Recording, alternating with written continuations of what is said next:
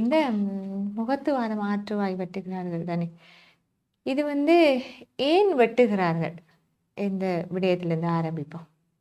ஓ முகத்துவாரம் என்ற இந்த ஆத்துவாய் வந்து இப்போ மட்டக்களப்பு எடுத்துக்கொண்டீங்கன்னா மட்டக்களப்பு மாவட்டத்தில் உண்மையாக இந்த கலப்புன்னு சொல்லப்படுறது ஒரு பர்டிகுலரோட ஒரு வளம், ஒரு ஒரு பியூட்டிஃபிகேஷனாக இருக்கலாம், அல்லது மீன்பிடியாக இருக்கலாம், டூரிசம் எல்லாத்துக்கும் ஒரு வளமான இந்த கலப்பு வந்து எல்லா இடமும் இல்லை. அது ஒரு கொடுத்து வைக்கப்பட்ட ஒரு விடயம்.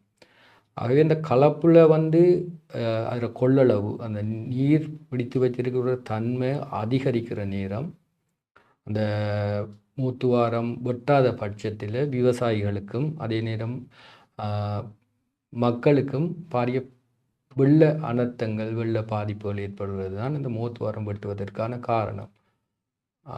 உண்மையிலேயே அதை சரியான பொறிமுறையில் திட்டம் தீட்டப்பட்டிருந்தால் இப்படி நாங்கள் அந்த பிணக்குகள் ஏற்படுறதுக்கோ அல்லது அந்த வெளிநாடுகளில் அல்லது எங்களோட யாழ் மாவட்டத்தை எடுத்துக்கொண்டால் கூட அதுக்கான சிஸ்டங்கள் வடிவமைக்கப்பட்டிருக்குது. மட்டக்களப்பு மாவட்டத்தை எடுத்துக்கொண்டால் இதுவரைக்கும் அதுக்கான ஒரு பொறிமுறை அமைக்கப்படாததால் ஆண்டுதோறும் விவசாயிகளுக்கும் மீனவருக்கும் வார பிணக்கண்டு கூறப்பட்டாலும் உண்மையில் அது விவசாயிகளுக்கும் மீனவருக்கும் வார பிணக்கு அல்ல. காரணம் என்னன்னு சொன்னால் மட்டக்களப்பு மாவட்டத்தை பொறுத்தவரை ஒரு வடிச்சல் பிரதேசம். அதாவது என்ன, மத்திய மலைநாட்டில் எங்களுக்கு எங்கெல்லாம் மழை பெய்யுதோ அந்த மலைகள் மூலம் கிடைக்கிற நீர், மேலதிக நீர், உதாரணமாக சொல்லலாம் எங்களோட ரம்புக நோயாக எங்களோட மகாவலி நீராக இருக்கலாம், அல்லது நபகிரியால் வார நீராக இருக்கலாம், மகளவட்டுவான் ஆறால் வார நீராக இருக்கலாம், முந்தனை ஆறால் வார நீராக இருக்கலாம், அல்லது எங்களோட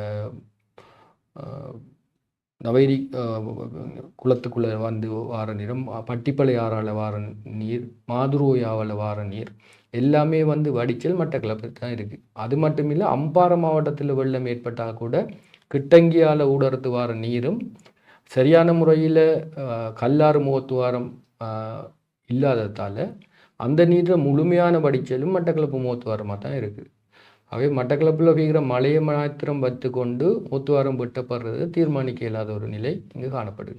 ஆனால் இந்த ஒவ்வொரு வருடமும் இந்த முகத்துவாரம் ஆற்றுவாய் வெட்டும் பொழுது அது ஒரு சர்ச்சைக்குரிய விடயமாகவே இருக்கிறது. அது இந்த குறிப்பிட்ட காலத்துக்கு முன்பதாக வெட்டுவதாகவோ அல்லது அதுக்கு பிந்தி வெட்டுவதாகவோ ஒரு கருத்து வந்து இருந்து கொண்டு வருது.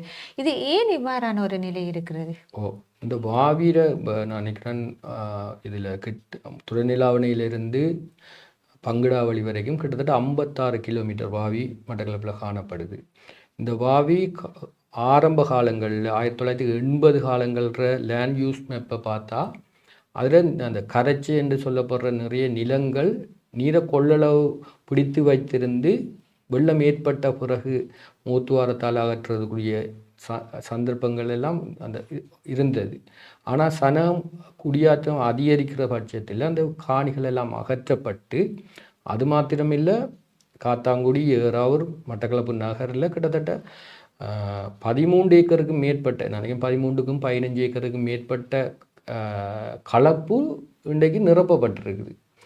இதன் மூலம் அந்த காலங்களில் தோணியில் போய் மீன் வீசி பிடிக்கிறவர்களோட தாண்டி செத்ததாக அறியக்கூடிய கிடைக்கிறது. ஆனால் இப்போ வந்து பெரும்பாலான பகுதி ஆறுகளில் மீனவர்கள் நடையில் மீன் பிடிக்கிறதையும் அவதானிக்கலாம். அவை இந்த முக்கியமாக வந்து வார தண்ணீரை அளவிற்கு இந்த பாவிர கொள்ளளவு இல்லாதது பெரிய ஒரு சர்ச்சைக்குரிய விடயமாக இங்கு காணப்படுது. நிலங்களின் மட்டம் உயர்வாக, அதாவது ஆழம். அப்போ நான் நினைக்கிறேன் 40 வருடங்களுக்கு முன்னர் முன்னாள் அமைச்சர் ராசதுரை, பாராளுமன்ற உறுப்பினர் ராசதுரை ஐயாட காலத்தில் ஆறுட எங்களோட கச்சேரி அண்டிய பிரதேசங்களில் தூர்வை ஆறப்பட்டு அதில் பெறப்பட்ட மண்ணை கொண்டு தான் இப்போ இருக்கிற பொது நூலகம் அல்லது இப்போ பாட்டாளிபுரம் மைதானங்கள் எல்லாம் நிரப்பப்பட்டதாக அறிய கிடைக்கின்றது. அப்போ உண்மையிலே அந்த தூர்வை ஆறப்பட்டது விடயம் நீண்ட காலமாக செயல்முறைக்கு வராதாலும் இதுக்கு ஒரு முக்கிய காரணம் வகிக்குது. ஆனால் உண்மையாகவே இந்த ஆற்றுவாய் வந்து எப்பொழுது வெட்ட வேண்டும்? அதை வெட்டக்கூடிய அந்த காலப்பகுதி எது?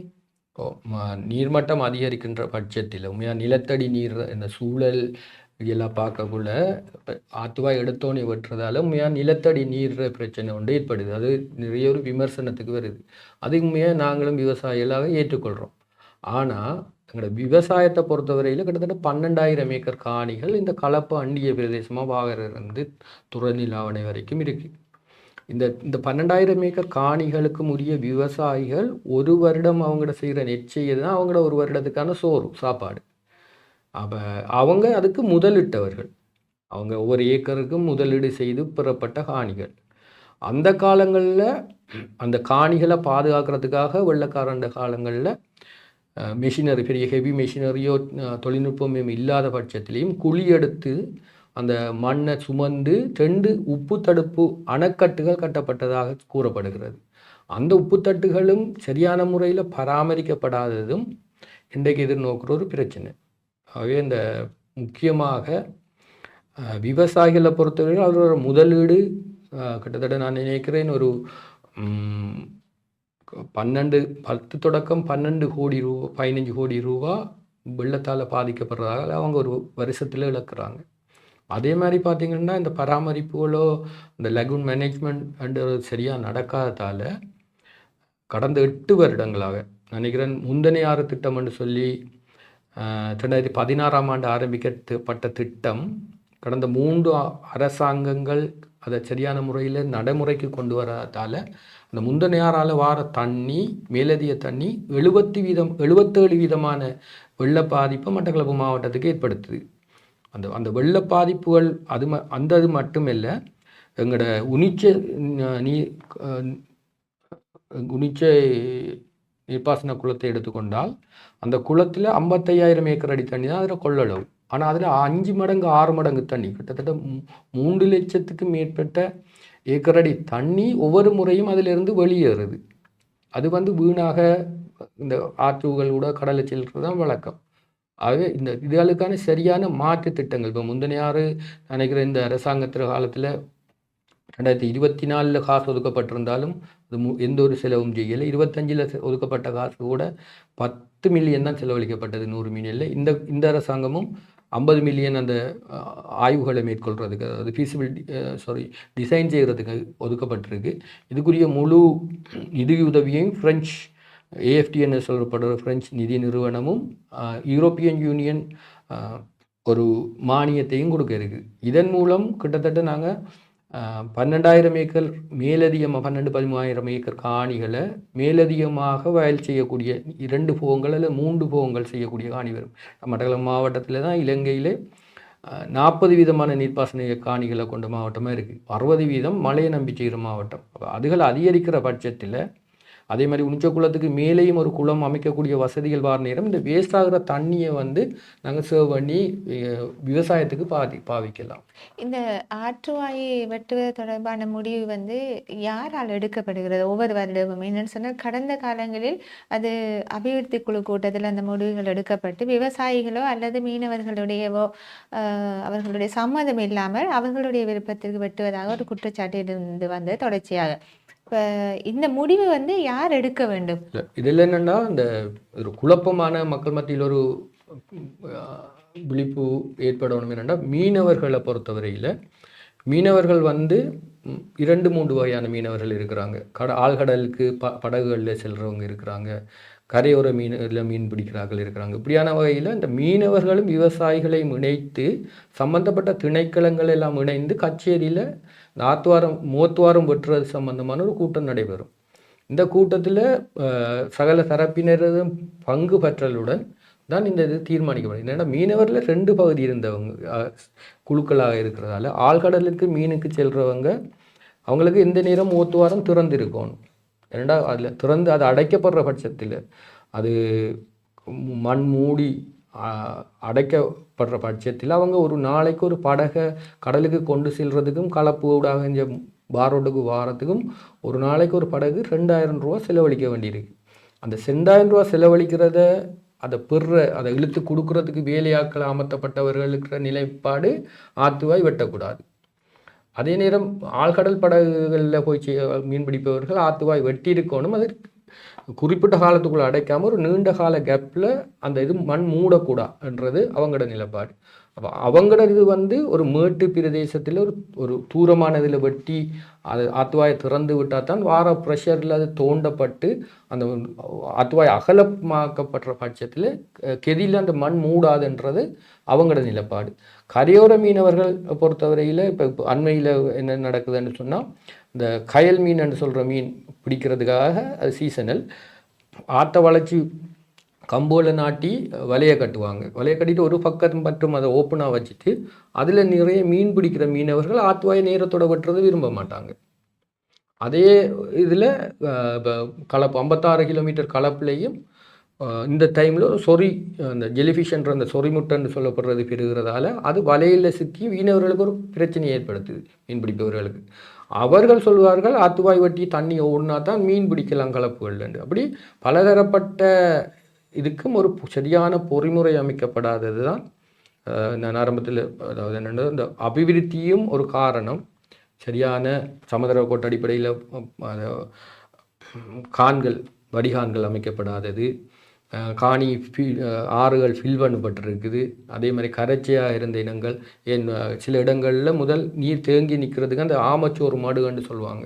அந்த ஆமச்சோறு மடுகள்லாம் நீர் தேங்கி இப்போ 100 மில்லிமீட்டர் மழை பெய்யுமா இருந்தால் அதில் நான் நினைக்கிறேன் அந்த மணல் சார்ந்த பகுதியில் 25 தொடக்கம் 50% நீர் வந்து உறிஞ்சப்பட்டு நிலத்தடி நீராக அது படியும். இப்படியாக இந்த ஆற்றுவாய் வெட்டு முடியத்தில் இப்போ மீனவர்கள் வந்து 2 நிலைப்பாடாக இருக்கிறார்கள்னு சொல்லி நீங்கள் சொல்லியிருந்தீர்கள். இப்படி இருக்கும் பொழுது இப்போ ஒவ்வொருவருடைய கருத்தையும் வந்து உள்வாங்கிக் கொண்டு யாரால் இந்த திகதி வந்து நிர்ணயிக்கப்படுது, இந்த திகதியில் தான் இந்த ஆற்றுவாய் வெட்டப்படுவது என்று? மீனவ விவசாய அமைப்புகள் தங்களோட வயல் நிலங்கள் பாதிக்கப்பட்ட பிறகு அவங்க உடனே அந்த பிரதேச செயலாளர் அல்லது கமநல அபிவிருத்தி திணைக்களத்தின் பிரதி ஆணையாளர் ஊடாக கடிதங்கள் கொடுப்பாங்க. இத்தனை ஏக்கர் காணிகள்ங்கிறது இந்த வெள்ளத்தால் பாதிக்கப்பட்டிருக்கண்டு. அந்த கடிதங்களை பெற்ற பிறகு குறிப்பிட்ட கடிதங்கள் வந்து சேர்ந்த பிறகு விவசாய இயல்ற கோரிக்கைக்கு அமைய பிரதி ஆணையாளர் கமநல அபிவிருத்தி திணைக்களம் கச்சேரிக்கு லெட்டர் போடுவார். இந்த கச்சேரிக்கு லெட்டர் போட்டோடனே அதில் சம்மந்தப்பட்ட திணைக்களங்கள் அவ்வளவு பேரும் இணைந்து மீனவர்களையும் கூப்பிட்டு municipal council, RTA, environment departments, coastal conservation, fisheries எல்லாரும் இணைந்து இரிகேஷன் மாகாணம் மத்திய இரிகேஷன்கள் எல்லாம் இணைந்து தான் அந்த முடிவு கச்சேரியில் எடுக்கப்படுது. இப்பொழுது இந்த விவசாயிகள் இருக்கிறார்கள். இப்போ விவசாயிகளை பொறுத்தவரையில் இந்த ஆற்றுவாய் வெட்டும் போது இந்த முந்தி பிந்தி அந்த திகதிகள் வந்து மாற்றி வெட்டும் பொழுது அவர்கள் எதிர்கொள்கிற அந்த பிரச்சனைகள் என்ன? அவர்கள்ற பிரச்சனை தான் இந்த நான் ஆரம்பத்தில் சொன்னது தான் இதுக்கு பதில். அவங்க வந்து அந்த காணிக்கு இன்வெஸ்ட் பண்ணி முதலீடு செய்து ஒரு வருஷத்து தொழில் அது அவங்களோட. அந்த தொழிலை காப்பாற்றுறதா இருந்தால் ஒன்றில் 6 தூர்வையாடப்பட்டு சரியாக கொள்வளவு அதிகரிக்கப்படணும். அதே நேரம் உப்பு தடை அணைக்கட்டு என்று ஆரம்பத்தில் இருந்த அந்த அணைக்கட்டுகள் சரியான மெயின்டைன் பண்ணிப்பட்டால் எடுத்தோடனே நாங்கள் அந்த அதை வெட்ட தேவையில்லை. அப்போ சரியான பொறிமுறை இப்போ நான் நினைக்கிறேன் ஜோவா நிறுவனம் வேலை செய்த காலங்களில் நோர்வே அல்லது நெதர்லாந்து ஒரு ஸ்பெஷலிஸ்டோட வந்து ஒரு இரிகேஷன் ஸ்பெஷலிஸ்ட் வந்து அதை ஸ்டடி பண்ணவர். அப்போ அந்த ஸ்டடீஸின் படி கம்போடியா அப்படியான வேறு நாடுகளில் இருக்கிற சிஸ்டம் இங்கே நடைமுறைப்படுத்தணுமென்ற ப்ரொப்போசல் எல்லாம் கொடுபட்டது. அதே மாதிரி யுஎன்டிபியும் சொன்னது இங்கே ஒரு சிஸ்டம் கொடுபடணும்னு. அதே மாதிரி எங்களோட ஒரு விவசாயியும் ஒரு கல்வியாளர் சுரி சார், அதே மாதிரி பிரேமகுமார் முன்னாள் டீனாக இருந்தவர் அக்ரிகல்ச்சர் ஃபேக்கல்ட்டி, அவங்க எல்லாம் சில ப்ரொப்போசல் ப்ரெசன்டேஷன்ஸ் எல்லாம் செய்தாலும் நாரான்னு சொல்கிற தேசிய நீரியல் வளங்கள் ஆராய்ச்சி மற்றும் அபிவிருத்தி நிறுவனம் வந்து இதுக்குரிய சரியான இப்போ கிழக்கு பல்கலைக்கழகத்தில் சிரேஷ்ட விரிவுரையாளர் டாக்டர் கிருபாசர் கூட அவரோட பிஹெச்டி ஸ்டடீஸுக்காக இந்த லகூன் சம்மந்தமாக தான் ஸ்டடி பண்ணவர். அவர ரெக்கமெண்டேஷன்ஸும் பல தடவைகளில் கச்சேரியில் ப்ரெசன்ட் பண்ணப்பட்டு நிரூபிக்கப்பட்டிருந்தாலும் உத்தியோகபூர்வமாக இந்த நாரா இந்த வேலையில் கையில் எடுக்காதால் அல்லது இங்கே இருக்கிற மக்கள் பிரதிநிதிகள் பார்லிமெண்ட்டில் வந்து மட்டக்களப்பு சார்ந்த பிரச்சனையில் கதைக்கக்குள்ள அது அந்த ஹன்சாட்டில் ஆவணப்படுத்தப்படுறது வளமை. இந்த ஆவணப்படுத்தப்படும் பட்சத்தில் அதுக்குரிய சம்பந்தப்பட்ட அமைச்சர் அதுக்கு பதில் கூறணும்.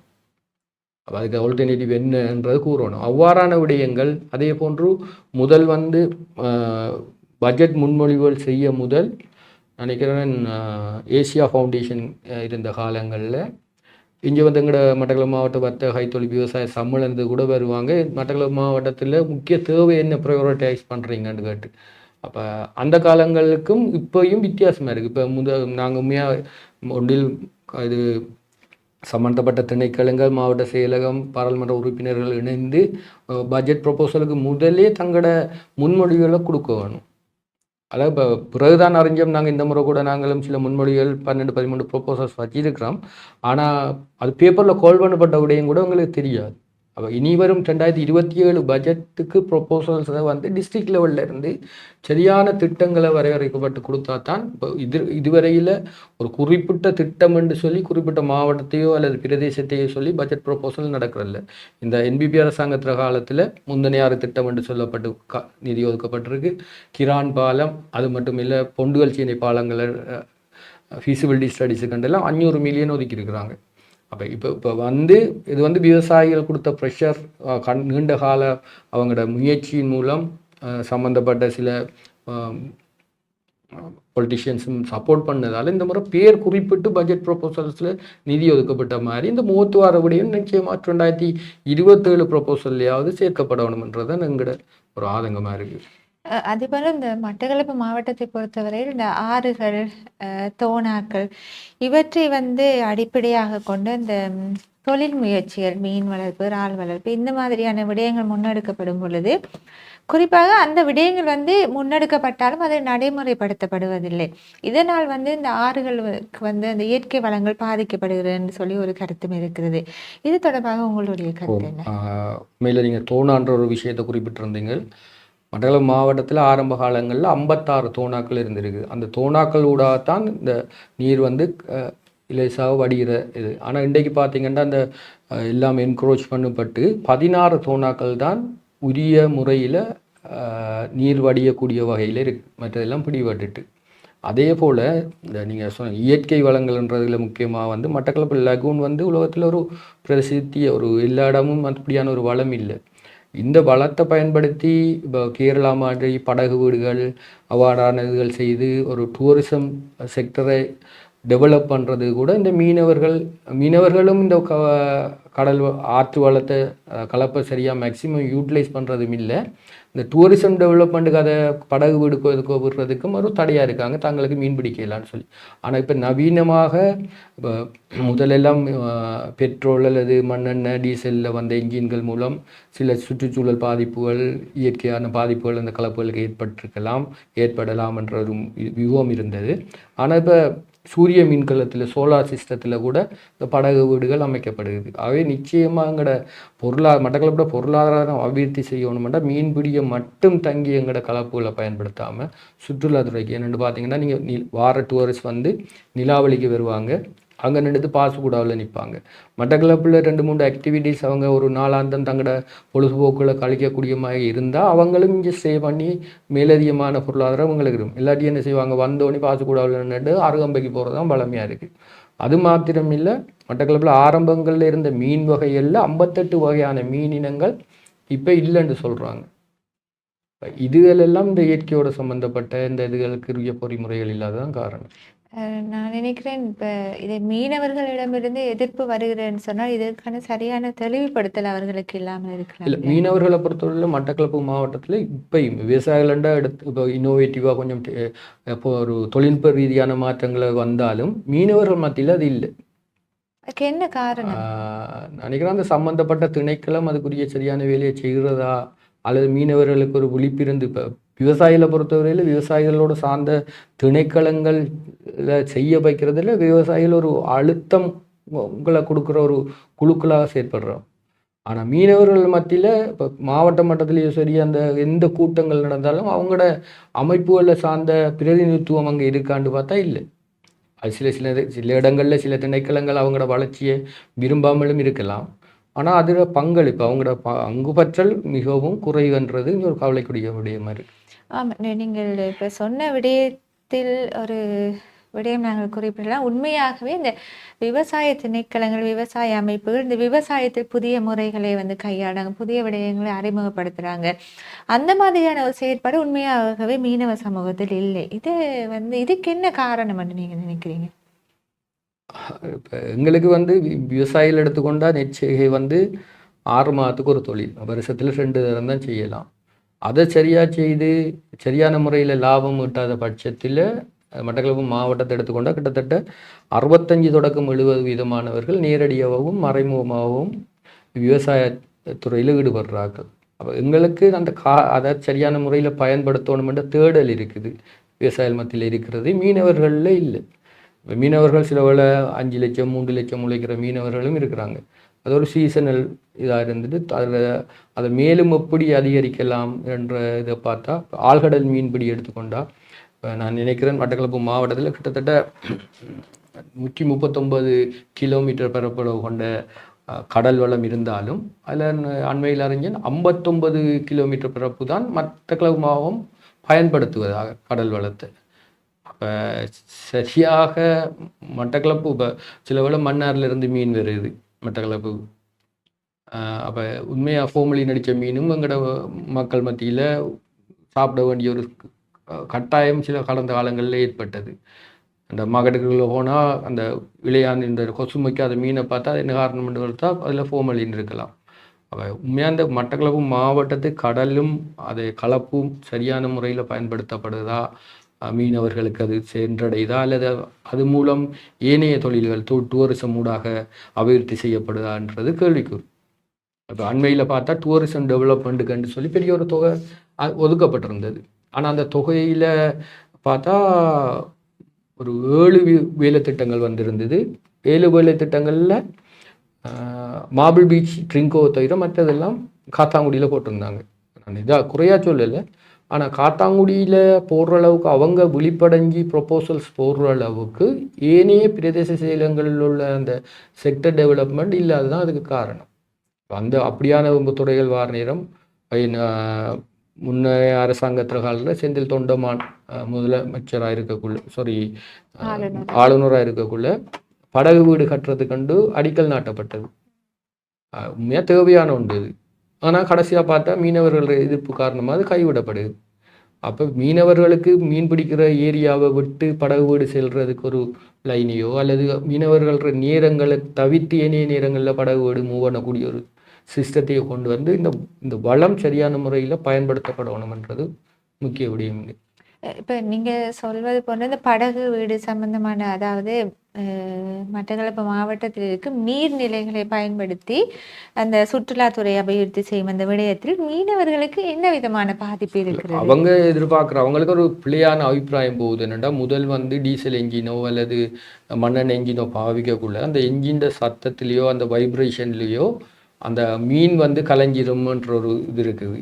அல்லது அந்த ஃபேனில் பட்டு அந்த மீனர்கள் வலைகள் சேதமாக்கப்படலாம்ன்ற ஒன்று எல்லாம் இருக்குது. ஆனால் அப்படி அதை விட அதை தவிக்கிறதுக்குரிய பொறிமுறைகளும் இருக்குது. ஆகவே அந்த ஒரு திட்டம் நல்லாக வரைபட்டு அதை அமலுக்கு படுத்த வரக்குள்ள இன்னொரு தரப்பு எதிர்க்கு தரப்பு அதை குழப்பவாதிகளாகத்தான் செயற்படுறாங்க. மீனவர்களை தூண்டி இல்லை இது சரி வராது, உங்களுக்கு இனி வாழ்வாதாரம் அடிபடும், அப்படியான இதுகளெல்லாம் செய்கிறாங்க.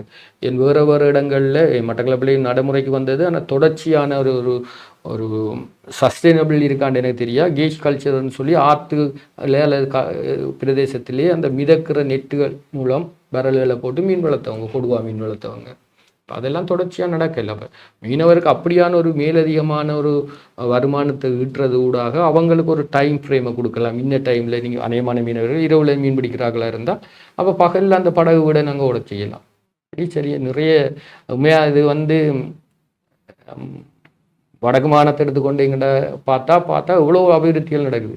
ஆனால் கிழக்கு மாநிலத்தில் ஒரு குறிப்பிட்ட வட்டத்துக்குள்ளே ஆலையால் அபிவிருத்தி குழு கூட்டங்களாக இருந்தால் அங்கே முரண்பாடு தான் ஏற்படுத்தி உள்ள மட்டக்களப்பு அபிவிருத்தி செய்கிற விடயங்களில் இந்த அளவுக்கு ஒற்றுமை இணக்கப்பாடு இருக்கான்றது கேள்விக்கு. இதுதான் இந்த மட்டக்களப்பு மாவட்டம் இப்படி இருக்கிறது காரணம். நீங்கள் இப்போ ஒரு விவசாய அமைப்புகளின் பிரதிநிதியாக இருக்கிறபடியால் இதில் மட்டக்களப்பு மாவட்டத்தில் தொடர்ச்சியாக இருக்கும் இன்னொரு பிரச்சனையை உங்கள்கிட்ட கேட்கலாம். அதாவது இந்த விதைப்பு இந்த விதைப்பு காலம் வந்து விதைப்பு, அறுவடை இந்த 2மே வந்து அந்த குறிப்பிட்ட காலத்துக்கு முன்னராக, பின்னராக செய்றன்னு ஒரு பிரச்சனை வந்து அது இருக்கிற தொடர்ச்சியா. இப்ப இதுக்கு என்ன காரணம்? ஓ உண்மையில் மட்டக்களப்பு மாவட்டம் தான் அதில் ஒரு பெரிய ஒரு இப்போ புலனறுவ மாவட்டம் வெளிக்கந்த பார்க்குறதுனா மட்டக்களப்பாக்கள் போய் இப்போ தான் சிறிய அளவில் விதைப்பு ஸ்டார்ட் பண்ணுது. ஆனால் நாங்கள் விதைச்சு இன்றைக்கி 45 நாள் ஆயிட்டு. இப்போ காலநிலை மாற்றத்துக்கு ஏற்ப எங்களோட விதைப்பு நாட்காட்டிகள் சரியா அமைதாண்டா கேள்விக்குறி. இதுவும் மட்டக்களப்பு மாவட்ட விவசாயிகள் இன்னும் நான் சொல்கிறது வந்து சிறிய அளவிலான நடுத்தரவிலான விவசாயிகள செலவுக்கேற்ப உற்பத்தி செலவுக்கேற்ற லாபம் கிடைக்குதான்றது பெரிய ஒரு கேள்விக்குறி தொடர்ச்சியான. ஆனால் ஒரு பெரிய அளவில் செய்கிறாக்களுக்கு அதில் அந்த பிரேக் இவன் வந்து அமைஞ்சாலும் அந்த சிறிய அளவு நடுத்தர விவசாயிகளுக்கு இந்த அளவுக்கு பாதிக்கப்படுறதுக்கு காரணம் இந்த கலண்டர். உண்மையாக நீர்ப்பாசன வசதி இல்லா குறைஞ்ச மாவட்டம்ன்றதால கிட்டத்தட்ட 1,20,000 ஏக்கர் காணி மழையை நம்பிக்கைன்றதால ஆரம்பத்தில் அக்டோபர் 1 விதைக்கணும் என்ற ஒரு மாயையை ஏற்படுத்தப்பட்டிருக்கு. பழைய காலங்களில் அப்படி இல்லை, பிந்தித்தான் விதைச்சிருக்கிறாங்க.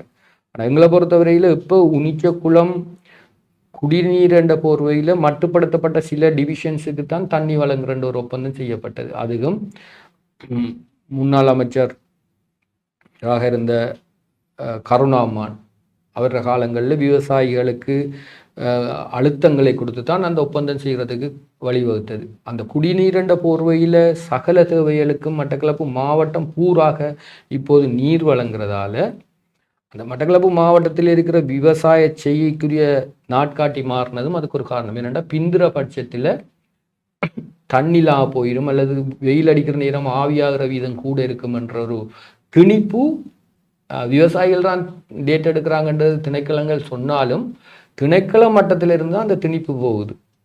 அப்போ அதை நடைமுறைப்படுத்துறதுக்காண்டி சில விவசாய பிரதிநிதிகள் இருப்பாங்க.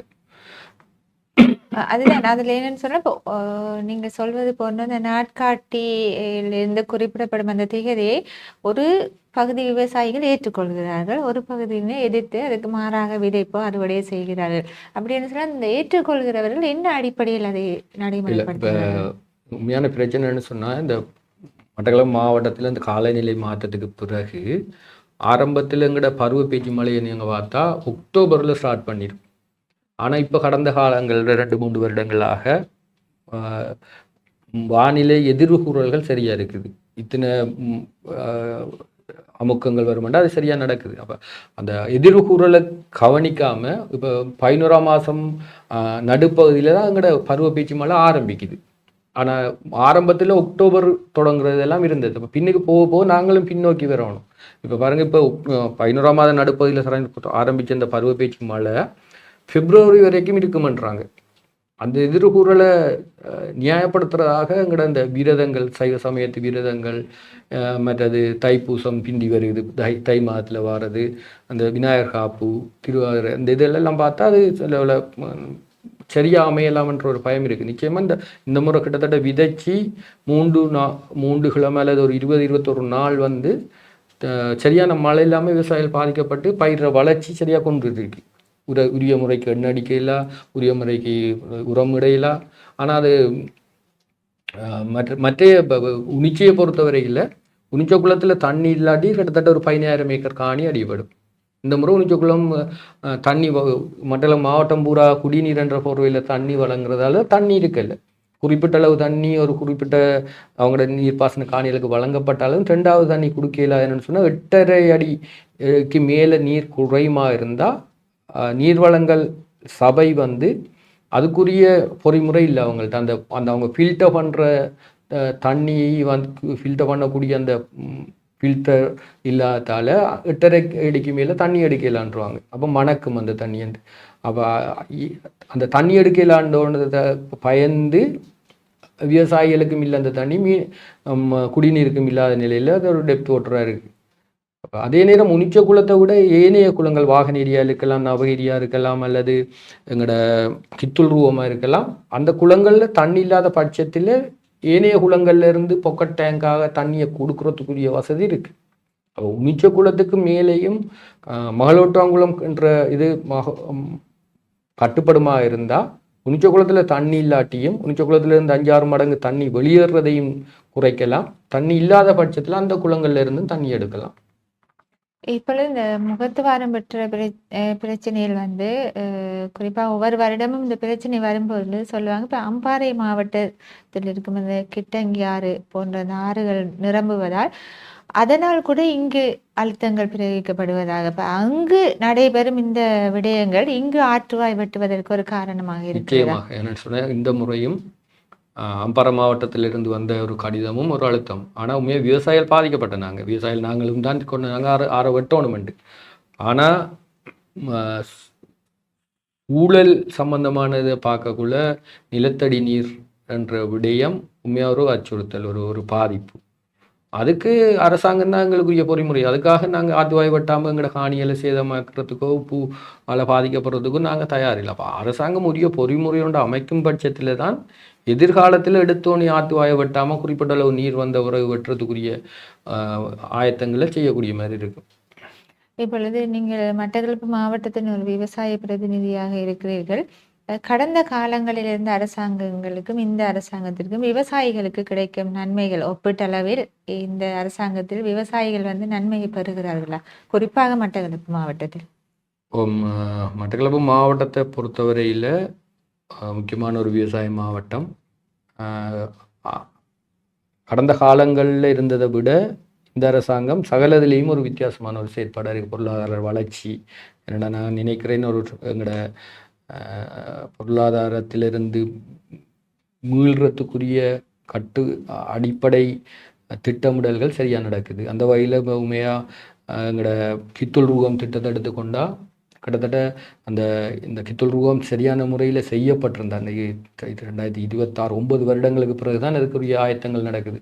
செய்யப்பட்டிருந்த பொருளாதார ரீதியாக பார்த்தோம்னா அந்த மணி சர்க்குலேஷன் கிட்டத்தட்ட அந்த ஏக்கரை 0 வயசாக பார்க்க 20,000 ஏக்கரை கூட்டலாம். 12,000 ஏக்கர் கித்துல் ரூபம். அதே மாதிரி லாவணியாறு ஸ்டடி பண்ணப்பட்ட 8,000 ஏக்கர் கிட்ட கூடும் பட்சத்தில் கிட்டத்தட்ட அந்த திட்டத்தில் மட்டும் 145 கோடி ரூபா பொருளாதார புரள் ஒன்று ஏற்படும். இப்போ அது மட்டக்களப்பு மாவட்டத்துக்கு பெரிய ஒரு வரப்பிரசாதம் இந்த அரசாங்கம் செய்தது.